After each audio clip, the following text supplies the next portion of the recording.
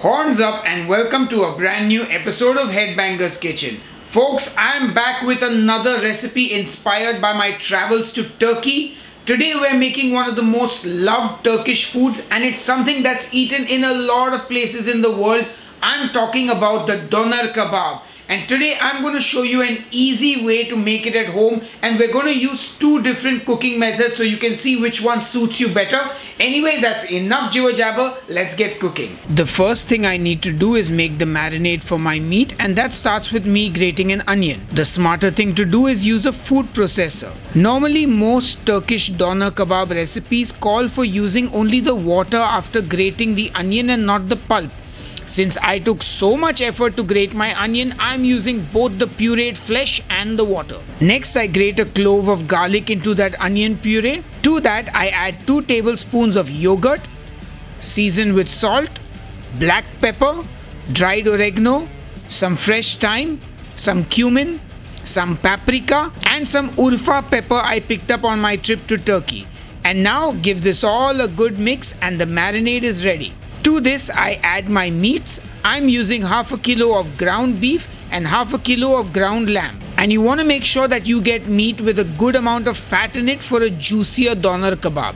Anyway, get in there with your hands and give it all a good mix. Now remember, we're going to cook this 2 different ways. I get some cling film out and lay it on my cutting board. I add about half the mixture, or maybe a little more than half of it, onto the cling film, and I shape it like meatloaf. And then I try and wrap it. I realize that I don't have enough cling film, and the cling film I have is a pretty bad quality one. So anyway, I get out some more, and finally I wrap it properly like a cylinder. I get it nice and tight, and once the meat is wrapped securely like a newborn baby, I pop it into the freezer to freeze, which is something you should never do with a baby. I hope that wasn't something I needed to tell you. Anyway, on to method 2, which starts by me preheating my oven to 200 Celsius. I get out a baking tray and a ramekin, and then I fill the ramekin with meat and turn it upside down on the baking tray. Then I do the same with the second ramekin, and if I'm being honest, this turning it upside down is completely pointless. Keep it upright, it's fine.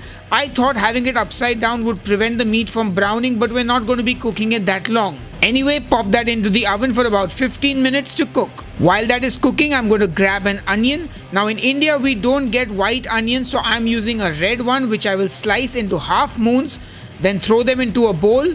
Next, I take some parsley and chop it up roughly. I will add that to the bowl as well. Now I will squeeze in some lemon juice over my onion and parsley, season it with some salt, hit that with some sumac and give it all a good mix. Sumac is a lovely lemony spice that you should be able to buy online or at a grocery shop. Anyway, our sumac onions which we eat with the kebabs is ready, so now just pop it in the fridge. Now just get a tomato and slice it up. Fresh tomato is always served with kebabs. Sometimes people chop up the tomatoes and add them to the sumac onions, but I prefer them fresh on the side. Once the oven goes off, remove the baking tray with the ramekins, then remove the ramekins from the tray and set them aside to cool down. Once the ramekins have cooled down, pop them in the fridge to set and firm up.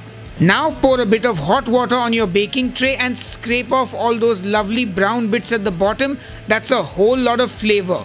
Pour all that liquid into a bowl, and we're going to be using this for cooking later. It's going to make the doner kebab juicy. Now it's time to get our doner meat ready, and take your ramekin out of the fridge, get the meat out of the ramekin, and you'll see it's like a nice big chunk of meat.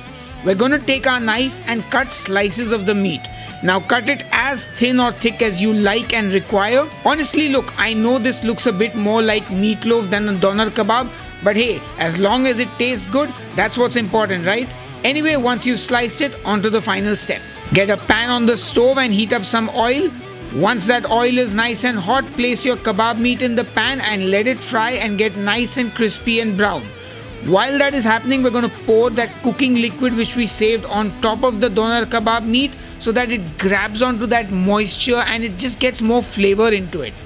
Now be patient and let that cook and get lovely and brown on one side.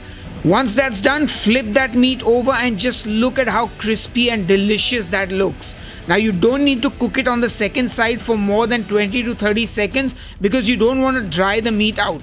So just remove it from the pan and look at that color. So that's our first method of cooking doner kebab meat at home. Now it's time for the second. Get your frozen doner meat baby out of the freezer and remove that cling film from about half of it. Get a kitchen towel and pop that over the cling film covered half, and then with a super sharp knife start slicing the frozen meat. Please be very careful here. It's important that you have a good grip on the meat so it doesn't slip. Make sure that your knife is sharp so that you aren't hacking at the frozen meat. I'm using a serrated knife because it just cuts easier.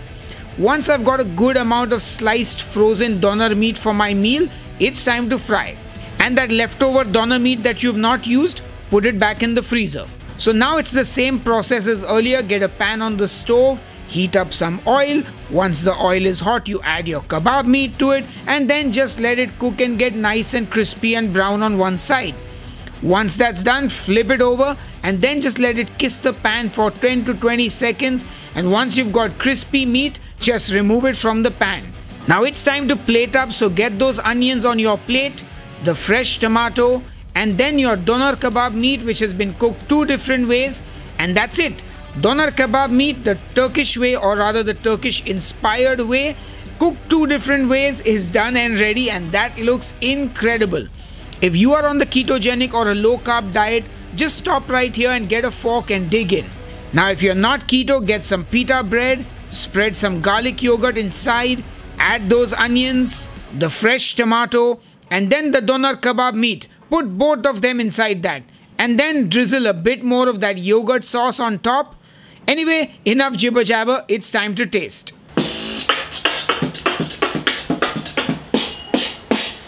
Hey guys, I bet you're wondering who is this gentleman standing next to me emitting strange noises.